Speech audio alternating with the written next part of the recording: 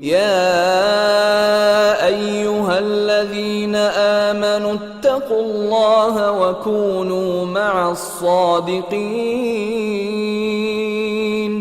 ما كان لأهل المدينة ومن حولهم من الأعراب أن يتخلفوا عن رسول الله ولا يرغبوا بأنفسهم عن نفسه، ذلك بأنهم لا يصيبهم ظمأ ولا نصب ولا مخمصة في سبيل الله ولا يطؤون موطئا يغيظ الكفار ولا ينالون من عدو نيلا إلا كتب لهم به عمل صالح، إن الله لا يضيع أجر المحسنين. ولا ينفقون نفقة صغيرة ولا كبيرة ولا يقطعون واديا إلا كتب لهم ليجزيهم الله أحسن ما كانوا يعملون. وما كان المؤمنون لينفروا كافة، فلولا نفر من كل فرقة منهم طائفة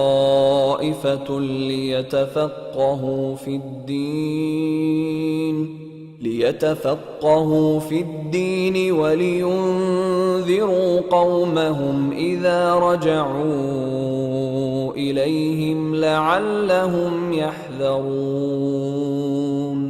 يا أيها الذين آمنوا قاتلوا الذين يلونكم من الكفار وليجدوا فيكم غلظة، واعلموا أن الله مع المتقين.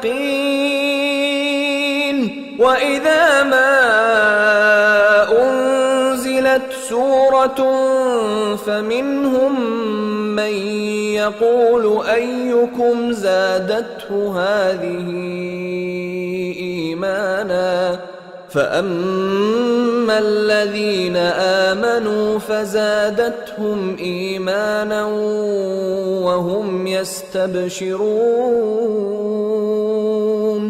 وأما الذين في قلوبهم مرض فزادتهم رجسا إلى رجسهم وماتوا وهم كافرون. أولا يرون أنهم يفتنون في كل عام مرة أو مرتين ثم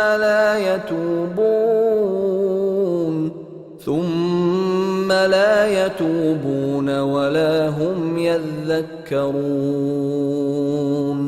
وإذا ما أنزلت سورة نظر بعضهم إلى بعض هل يراكم من أحد ثم انصرفوا، صرف الله قلوبهم بأنهم قوم لا يفقهون. لقد جاءكم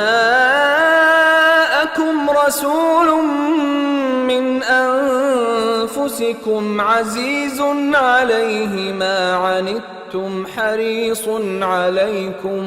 حريص عليكم بالمؤمنين رؤوف رحيم.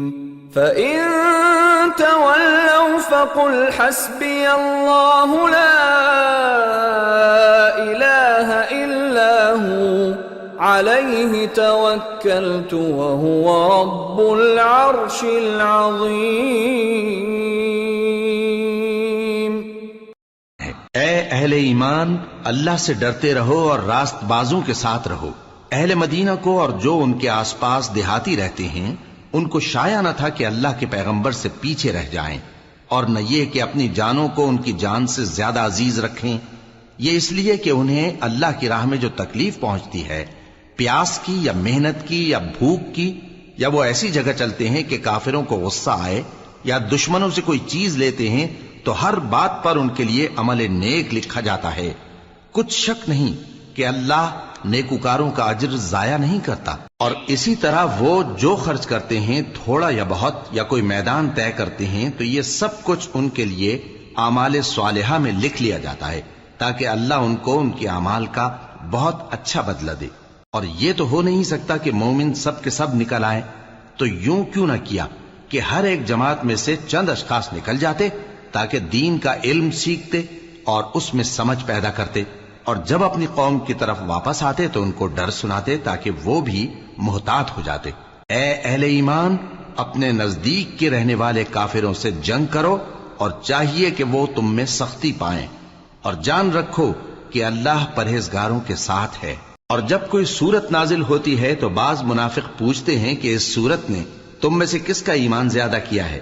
سو جو ایمان والے ہیں ان کا تو ایمان زیادہ کیا اور وہ خوش ہوتی ہیں، اور جن کے دلوں میں بیماری ہے تو ان کی خباثت کو اور بڑھا دیا، اور وہ مرے بھی تو کافر کے کافر۔ کیا یہ دیکھتے نہیں کہ یہ ہر سال 1 یا 2 بار بلا میں پھنسا دیے جاتے ہیں، پھر بھی توبہ نہیں کرتے اور نہ نصیحت حاصل کرتے ہیں؟